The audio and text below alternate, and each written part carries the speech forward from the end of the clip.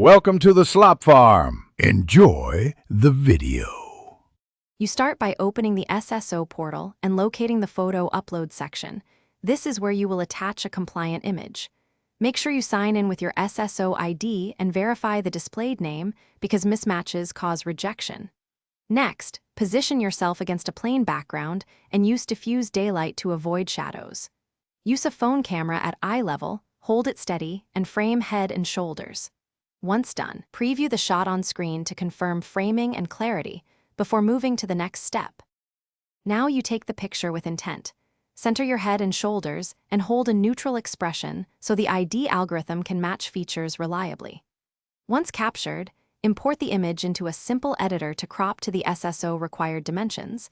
Maintaining resolution at or above 300 dpi preserves detail. Make minimal edits. Adjust brightness or contrast to remove glare, but do not use beauty filters or heavy retouching because the system may reject altered photos.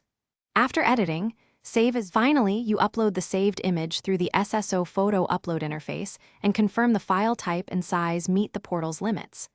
Once uploaded, use the preview function to verify alignment, facial clarity, and that no shadows or objects obscure your face. Submit and wait for confirmation.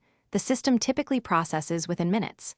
If the photo is rejected, address the single biggest causes first. Improve lighting, switch to a plain background, or export with correct dimensions, and then reupload immediately.